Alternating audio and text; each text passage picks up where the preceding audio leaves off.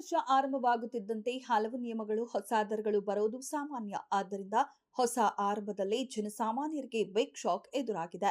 ಹೊಸ ವರ್ಷದ ಮೊದಲ ದಿನ ಜನವರಿ 1, 2026ರಿಂದ ವಾಣಿಜ್ಯ ಎಲ್ಪಿಜಿ ಸಿಲಿಂಡರ್ ಬೆಲೆ ಭಾರಿ ಏರಿಕೆ ಕಂಡಿದೆ. 19 ಕಿಲೋಗ್ರಾಂ ತೂಕದ ಈ ಸಿಲಿಂಡರ್ ದರವು ₹111 ಹೆಚ್ಚಾಗಿದ್ದು ಇದೀಗ ಜಾರಿಗೆ ಬಂದಿದೆ. ಎಲ್ಪಿಜಿ ಬೆಲೆ ಏರಿಕೆಯಿಂದಾಗಿ ಹೋಟೆಲ್ಗಳು, ರೆಸ್ಟೋರೆಂಟ್ಗಳು ಮತ್ತು ಇತರ ವಾಣಿಜ್ಯ ಉದ್ಯಮಿಗಳ ಮೇಲೆ ಭಾರಿ ಪರಿಣಾಮ ಬೀರಲಿದೆ. ರಾಜ್ಯದ ಕಾನ್ಸ್ಟೇಬಲ್ಗಳಿಂದ ಹಿಡಿದು ನಾನ್ ಐಪಿಎಸ್, ಎಸ್ಪಿ ದರ್ಜೆಯ ಅಧಿಕಾರಿಗಳಿಗೆ ಪತ್ರಾಂಕಿತ ರಜೆ ಸೌಲಭ್ಯ ಮಂಜೂರು ಮಾಡಲು ರಾಜ್ಯ ಪೊಲೀಸ್ ಮಹಾನಿರ್ದೇಶಕರು ಮುಂದಾಗಿದ್ದಾರೆ. ಹಬ್ಬದ ಸಂದರ್ಭಗಳಲ್ಲಿಯೂ ರಜೆ ಸಿಗದೆ ಕಾರ್ಯನಿರ್ವಹಿಸುವ ಪೊಲೀಸ್ ಸಿಬ್ಬಂದಿ ಅಧಿಕಾರಿಗಳಿಗೆ ಶೀಘ್ರವೇ ವಾರ್ಷಿಕ 13 ತಿಂಗಳು ವೇತನ ದೊರೆಯುವ ಸಾಧ್ಯತೆ ಇದೆ.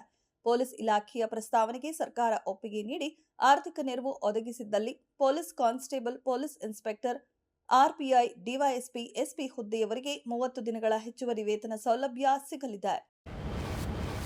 2026ಕ್ಕೆ ಕಾಲಿಡುತ್ತಿದ್ದಂತೆಯೇ ಪ್ರಧಾನಿ ನರೇಂದ್ರ ಮೋದಿ ದೇಶ ಹಾಗೂ ವಿಶ್ವದ ಜನತೆಗೆ ಹೊಸ ವರ್ಷದ ಶುಭಾಶಯ ಕೋರಿದ್ದಾರೆ. ಅಷ್ಟೇ ಅಲ್ಲದೆ ದೇಶದಲ್ಲಿ ಶಾಂತಿ ನೆಲೆಸಲು, ಪ್ರಜೆಗಳಿಗೆ ಉತ್ತಮ ಆರೋಗ್ಯ, ಸಮೃದ್ಧಿ ಸಿಗಲಿ ಎಂದು ಪ್ರಾರ್ಥಿಸಿದ್ದಾರೆ.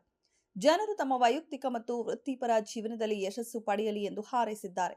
ಹೊಸ ವರ್ಷವು ನಿಮ್ಮ ಪ್ರಯತ್ನಗಳಲ್ಲಿ ಯಶಸ್ಸು ಮತ್ತು ನೀವು ಮಾಡುವ ಎಲ್ಲದರಲ್ಲೂ ಸಾಧನೆಯೊಂದಿಗೆ ಉತ್ತಮ ಆರೋಗ್ಯ ಮತ್ತು ಸಮೃದ್ಧಿಯನ್ನ ತರಲಿ ಎಂದಿದ್ದಾರೆ. ಈ ವರ್ಷ ಗಣರಾಜ್ಯೋತ್ಸವದ ದಿನ ಕರ್ತವ್ಯ ಪಥದಲ್ಲಿ ನಡೆಯಲಿರುವ ಪಥಸಂಚಲನದಲ್ಲಿ ಯೋಧರೊಂದಿಗೆ ಮೊದಲ ಬಾರಿ ಪ್ರಾಣಿಗಳು ಹೆಜ್ಜೆ ಹಾಕಲಿವೆ. ಈ ಮೂಲಕ ದೇಶ ರಕ್ಷಣೆಯಲ್ಲಿ ನಿರತರಾಗಿರುವ ಅವುಗಳ ತ್ಯಾಗಕ್ಕೂ ಪ್ರಾತಿನಿಧ್ಯ ನೀಡಲು ನಿರ್ಧರಿಸಲಾಗಿದೆ. ಇದರಲ್ಲಿ ಈಗಾಗಲೇ ಭಾರತೀಯ ಸೇನೆಯಲ್ಲಿ ಕಾರ್ಯನಿರ್ವಹಿಸುತ್ತಿರುವ ಕರ್ನಾಟಕದ ಮುಧೋಳ ತಳಿಯ ನಾಯಿಗಳು ಭಾಗವಹಿಸುವ ಸಾಧ್ಯತೆ ಇದೆ. ಈ ವಿಶಿಷ್ಟ ಪಥಸಂಚಲನದ ಹಿನ್ನೆಲೆಯಲ್ಲಿ ಬುಧವಾರದಿಂದಲೇ ಪಥಸಂಚಲನಕ್ಕೆ ತಾಲೀಮು ಆರಂಭವಾಗಿದ್ದು, ಕರ್ತವ್ಯ ಪಥದಲ್ಲಿ ಕಾಣಿಸಿಕೊಂಡು ಗಮನ ಸೆಳೆದಿವೆ.